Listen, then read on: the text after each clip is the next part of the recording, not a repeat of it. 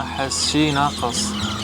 يعني يقولون البلد هو حبه يجري بالدم، فتخيل أنت موجود بيك دم بس شرايينك والأوردة مالتك بيها خلل، فشنو فائدة هذا الدم؟ يعني ما راح يعيشك.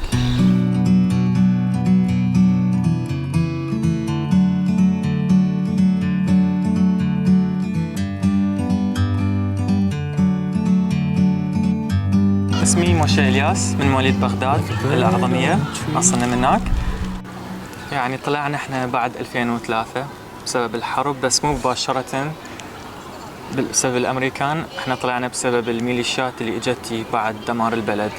هاي الميليشيات طلعتنا من بلدنا. مع الأسف هذا البلد صار أقل احتضانا للتنوع العرقي والثقافي اللي كان يتمتع به سابقا. اللي أتذكر من طفولتي، أكيد أريد أتذكر الأشياء الحلوة اللي من انولدت ترعرعت حتى عمر ال5 أو 7 سنوات من تركنا البلد. هناك الذاكرة بلشت تصير جدا غامقة مؤلمة حسب التجارب اللي مرينا بيها كهواية عراقيين بعد الحرب.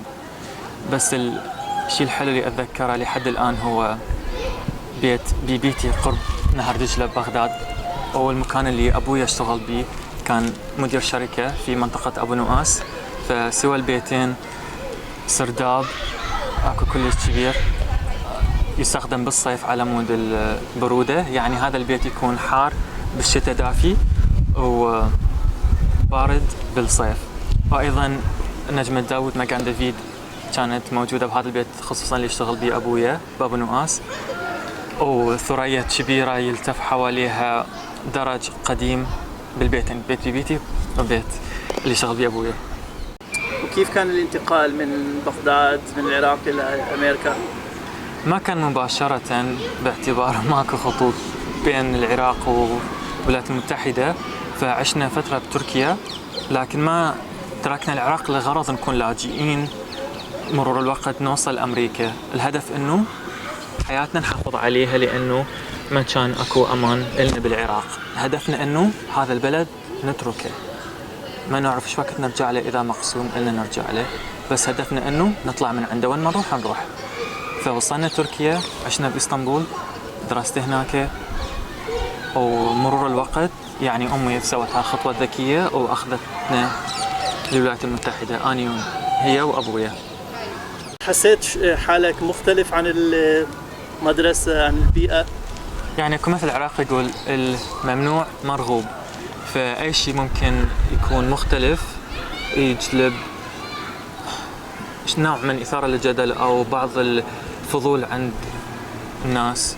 يسألون أسئلة معينة مثلا عن الخلفية أو على هوية ظاهرة أو شيء خصني إلي مباشرة أو خص العائلة، بس ما كنت واعي بشكل كافي حتى أخوض بهذه المحادثات ويا العالم وأعرف إنه شنو إيش قد أشارك وإيش قد أحتفظ به. يعني كنت طفل ذاك الوقت، لكن حسيت أكو شيء مختلف. يعني كنت أبحث عن أوجه التشابه بيني وبين أقراني حوالي بالمنطقة أو المدرسة. يعني همنا كان واحد، إنه كنا تحت حرب، أريد بس بر الأمان. شنو درست عن يهود العراق وأنت ساكن هناك؟ يعني ما ظل أكو كثير يهود في العراق. يعني 5 سنين من بلشت الحرب و7 سنين عمري من طلعنا، أعرف إنه هذا الشيء ما نقدر نحكي به، ما نقدر نجيب سيرة يهود إسرائيل بشكل عام الصورة السلبية. فما كان أكو المصادر حتى أني أتعلم من عندها، خصوصا بذاك الوقت مجرد إن يقولوا لي إيش صنطة لا تحكي لا تجيب لنا عين حكاية، فهذا كانت علاقتي بها، يعني شيء داخلي. فمثل ما ذكرت بداية الفيديو الممنوع مرغوب، فهذا الشيء كان ممنوع علي، فرغبت له إلى أن أدى بي المطاف أكون هنا وأني سعيد. أحد الأمور اللي أحس بيها عراقي من الناحية الثقافية إنه من يجينا ضيف نقوم بالواجب مالته. معروف علينا العراقيين أهل الكرم، فالحاخام اجى من قدس الى حيفا، ساق هوايه، أهلاً فحبيت وسهلاً. استضيفه بشي على السريع، تمن على الشعريه ويا الهيل وتبسي باذنجان. معروف علينا بالعراق هوايه نسوي اطباق تشمل الباذنجان، المقلي والمحشي والمشوي واللست جوزان. الاحتفال الوحيد المتعلق بالعراق اللي أنا ما أحتفله وأرفض أن أحتفل به أو أعترف به هو عيد الاستقلال، لأنه في نظري العراق لا يزال محتل. أنا كمشاة إلياس على هذا وضعي أو وضع مختلف، مو مثل هذا اللبس أقصر أو هدوم صيف حسب الجو هناك يجبر.